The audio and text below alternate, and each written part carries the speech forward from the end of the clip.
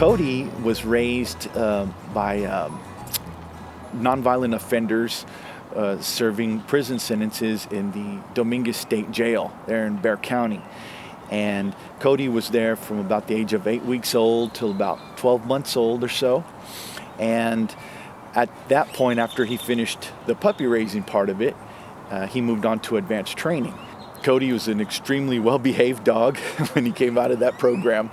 But once he started advanced training, I think it only took him about 6 months to finish. From 0 to 8 weeks, they are going to be going through all different types of development activities and enrichment activities. Once they come out of the breeding program, right at about 8 weeks old, they go out with their volunteer puppy raiser, and they're with their puppy raiser anywhere from 8 weeks to a year to 2 years. So depending on when they come into advanced training, which is the next step, that's where they're actually going to start their formal training, where they actually learn how to do guide work. I was given the opportunity to meet him in what we call a matching visit, which is kind of unique in the guide dog world. Most of the time, people who go to a guide dog school meet their dog for the very first time about the day before they start training. And I got to meet Cody about 2 or 3 months before we actually started training. On the matching visit, we take the dog out to the client, have them meet the dog, go on a walk with them, see how they like everything, and if there's any modifications to their guide work that we need to do, we can use the next month to specialize the dog just for the client. You know, for Dylan's client, one specification I'm doing is raising up his awareness of overhead obstacles. I'm much shorter than his client is going to be, so I'm working on, you know, making sure he's nice and aware of everything that's over my head. Yeah, he was custom trained to meet my needs.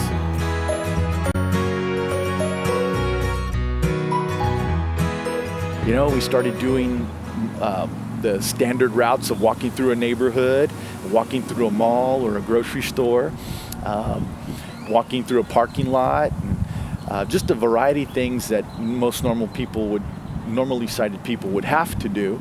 And then we started doing the custom training things where I needed to walk to a grocery store near my house or a couple of restaurants.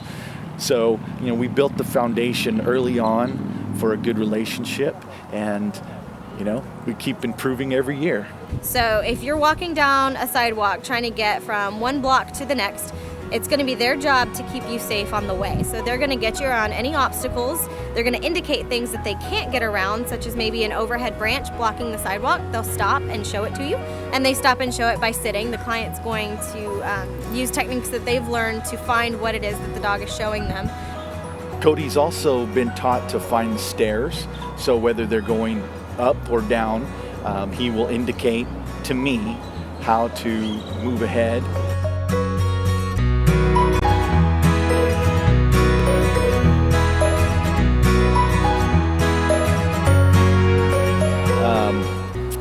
If he's on duty, then he will be wearing this harness down here that slides over his head.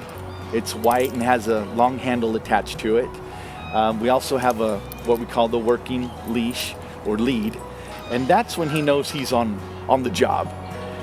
When we're done working for the day and we get home, I take off the harness and I have a plate collar that I'll snap around his neck. He goes off and does all the regular dog things that he wants to do. Anybody with a guide dog can tell you that their dogs will act completely differently when they're on work or on duty and off duty.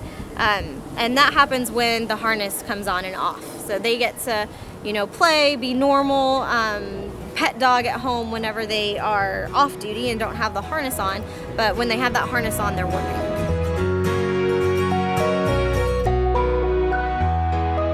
Cody and I have been partnered now for a little over 2 years. He'll be 4 years old in March, and he probably will work all the way up till he's at least the age of 10 before he has to retire. Typically, all of the dogs are going to retire around 10 years of age. When a dog retires, their client is typically going to have the option of either keeping the dog with them and keeping them as a pet if they're able to. If they're not able to keep their guide dog as a pet, then we will bring the dog back and try to find a home for it. All of our guide dogs that I've ever seen retire have a nice, really happy life. So my first guide dog, I chose to retire with another family because I was working, or I'd had plans to do more work, and I couldn't imagine her being stuck at home alone without any companions around, or no social time. So I chose to retire her again with a loving family. They were retired, and still loving her and taking care of her to this day.